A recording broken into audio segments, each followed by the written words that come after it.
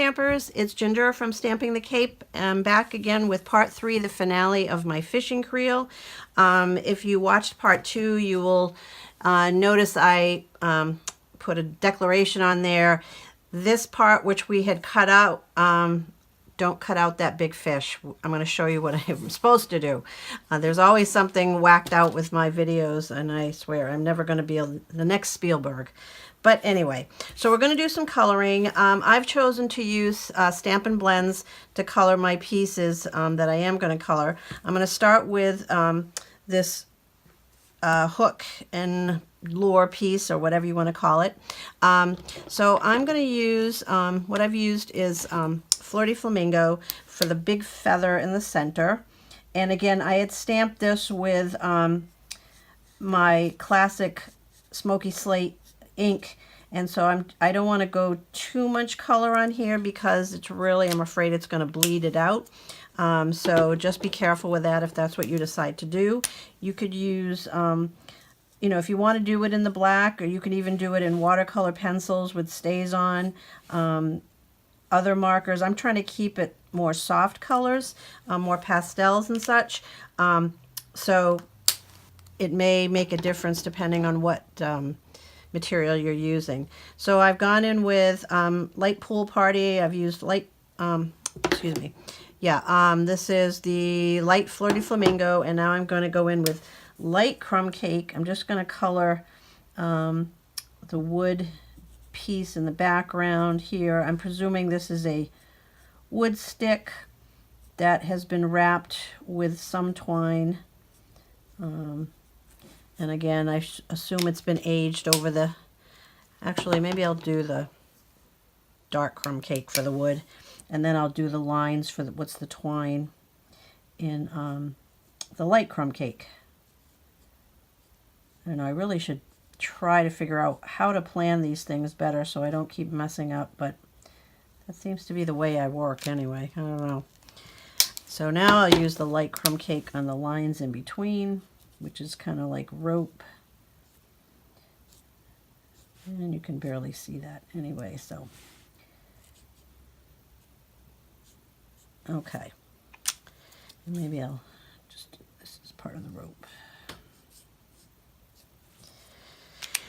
And then I'm going to use some Winkostella on what is the hook itself, just to try to give it a little bit of shine, the reflection of metal a little bit. And again, you have to be careful with some of the stamping inks. You can get bleeding with Winkostella, so if you were using it, watch to see if your ink starts to smear a little bit. And at the top, I'm going to take a small, this is like a 1/16 of an inch punch. We don't have those anymore, but I'm just going to punch a little hole at the top. You can even use a piercing tool just to where I'm going to put my twine through. So back to our little fishing doodad lure here, and all I'm going to do is I'm just going to stick that right here with a glue dot. I am going to trim off some of this length, but I'm just going to stick that on there with a glue dot, like at the top area. And I'm just going to trim some of this off so it's not so long, but long enough.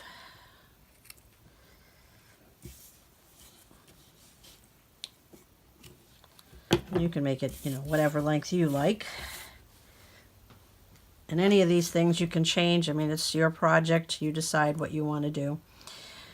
Okay, so I'm going to go to the fish, and as I said, there wasn't an outline or anything for the fish. What there is these little dots, sort of these little scaly marks or pattern marks on the fish. So I am going to use Memento this time, and I'm just going to stamp them on the body, and we'll be coloring over those. We'll give them some color of their own. Okay.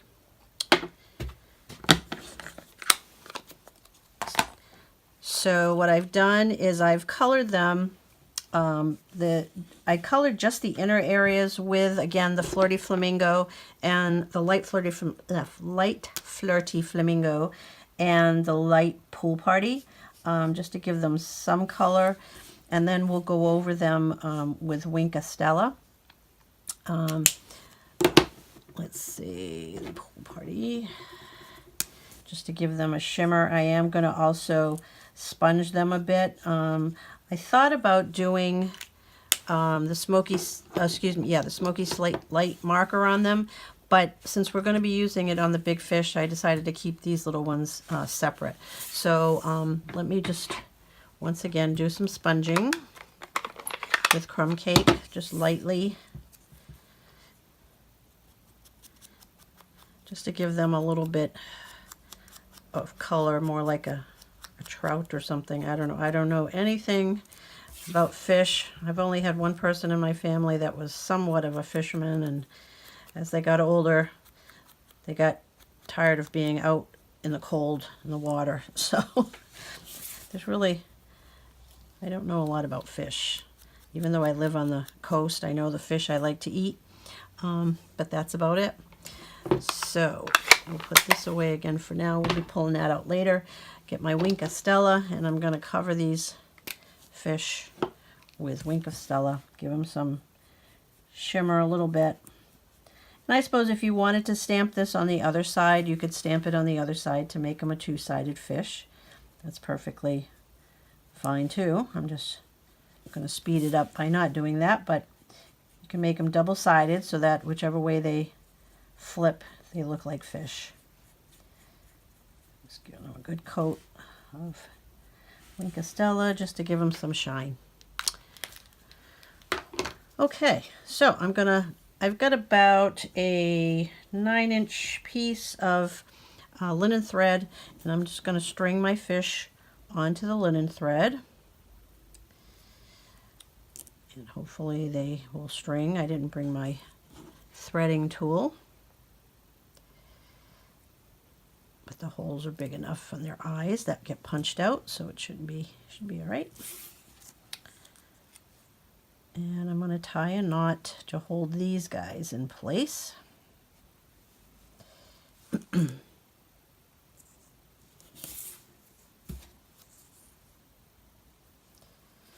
Okay.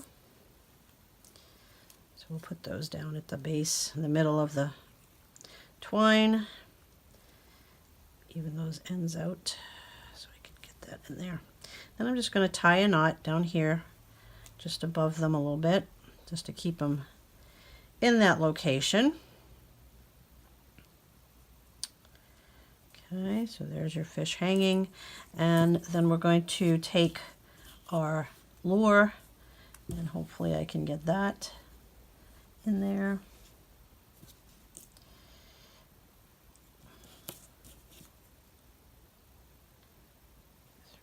No.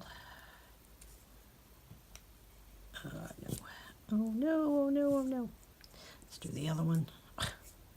I do have a tool. I don't know if you've ever used those dental floss tools. They're almost like a needle threader, and I bought a package of those. Of course, they're not up here. They were in my stamp club area, but they work great for threading buttons and anything like that. So now that I've got that on there, I'm going to again tie a knot at the top here. And then I'm going to bring my lure back to the top, and we're going to wrap this around one of the handles of the bag. So you wrap it around, go through the loop, put your fish through there.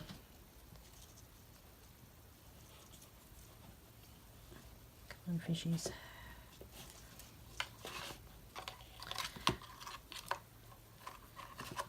Nope, I didn't do it. Okay. Loop it through. Fish through here.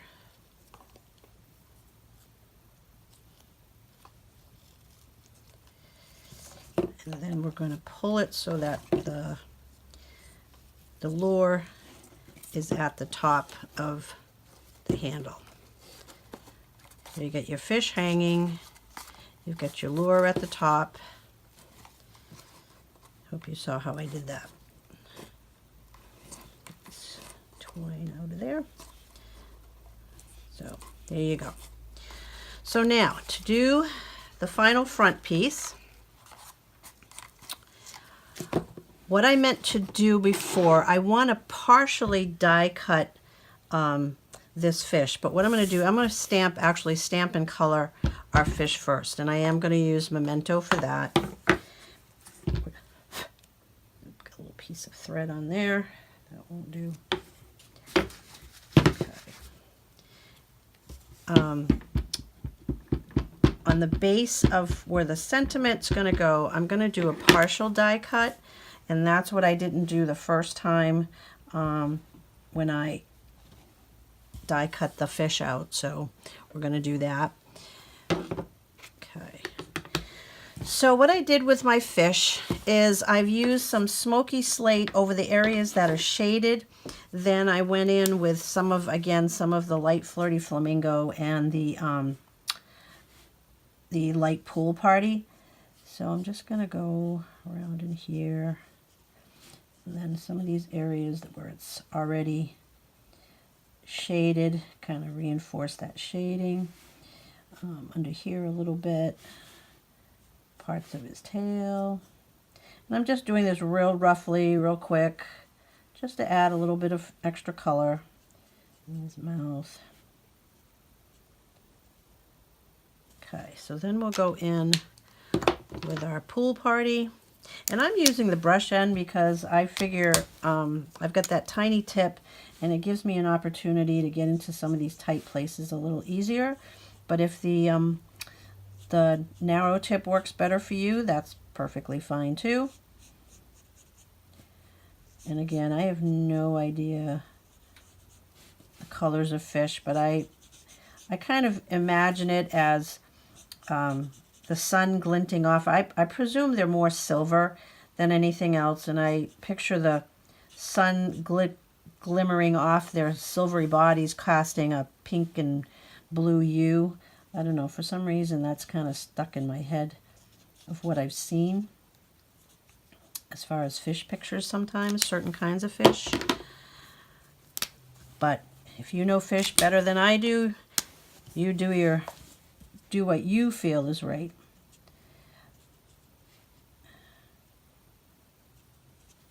Just gonna throw some of this in there.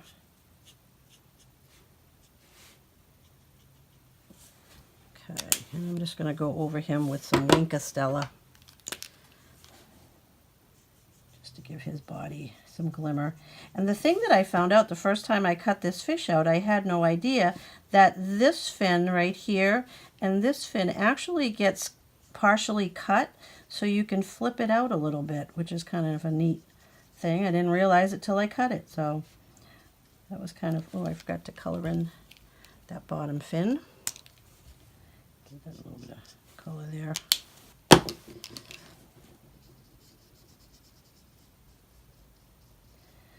So just cover them up with your Stella. Get them a lot of shimmer going. Even though this is most likely a masculine project, hopefully the recipient will understand that my theory on fish being shiny and scales and whatnot. So, okay. So we've got, make sure I've got him covered. I think I missed a little area. Let me just get in here.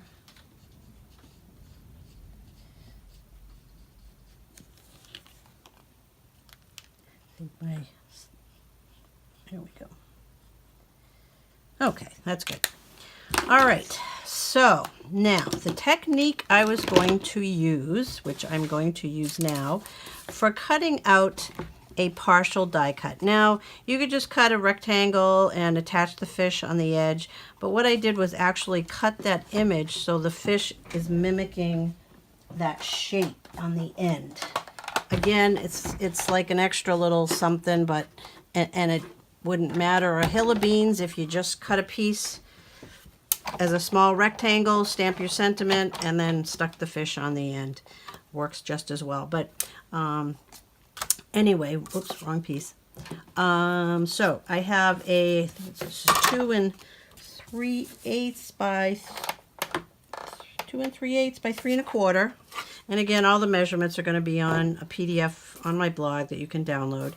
So what I wanted to do was I want to cut the fish this outline right here. So I don't want to cut the whole fish, which is what I was doing the last time. So I'm going to place my plate similar to how we did the embossing. I'm going to place my plate partially off the edge. So like this is about what I want to cut. And by doing that, it should leave, okay, all I have to do is finish trimming this off. And I'm going to be cutting the rest of my sentiment anyway by hand, so that way my fish got cut. There. Okay. And I'm going to cut my other fish that I've colored. We'll cut him out. Again, that's just a, I don't know, I as I said, I think as I work, and it was just something as I was working I thought at the time was a good idea. Maybe not so much. You can do without it. It might be easier.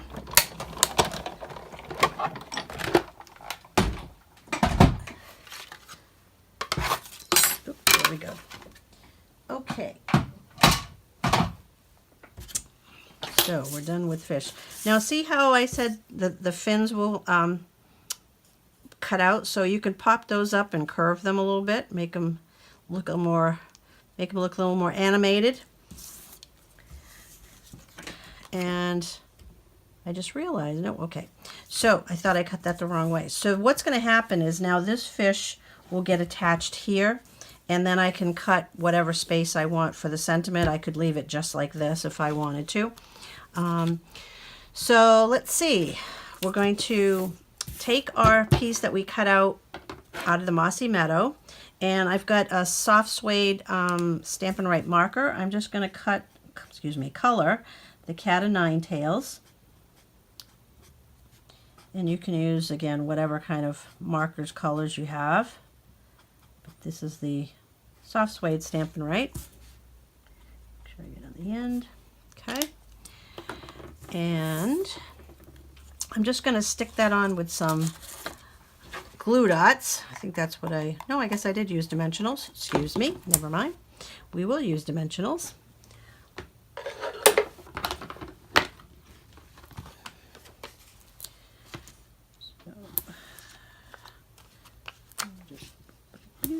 Here we go.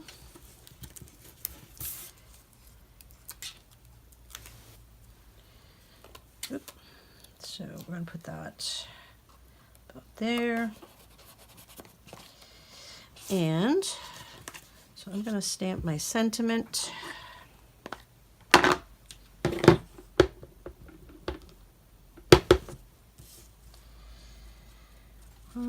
Let's see. I put my fish.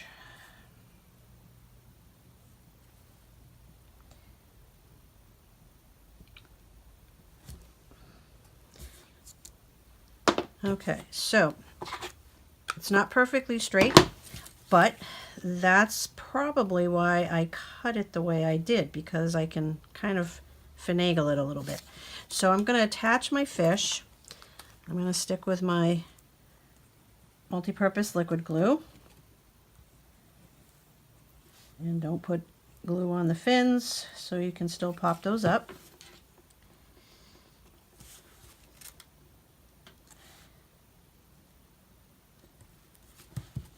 Go. And so let's see, I can follow the line of him here.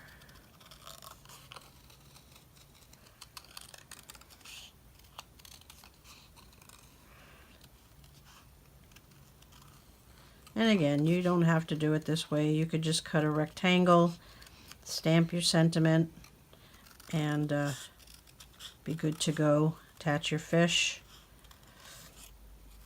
which is probably the simpler way, but somehow I never seem to do things the simple way. I always seem to find the hardest way to do things. So I'm going to add a little sponging to this just to keep it in line with everything else I've done.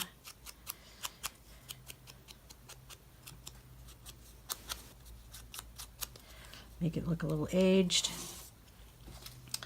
And we'll just attach them. And the good thing about doing that is, since my sentiment originally was stamped crooked, I can move the fish so the sentiment can be straight. And let's see, did I use another dimensional on there? No, I think I just used some adhesive, some glue right in here. Yep.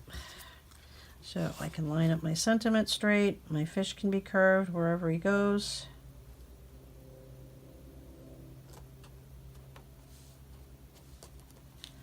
And there we are. Okay, so that was quite the labor of love, I guess. I don't know, but here they are. Again, the PDF with all the measurements and the supplies I used and whatnot will be on my blog. If you have any questions at all, if something doesn't seem clear, please, feel free to give me an email, send me a message, and I'll, try to explain whatever it is your question is. So again, hope you like that, and thanks for watching. Bye-bye.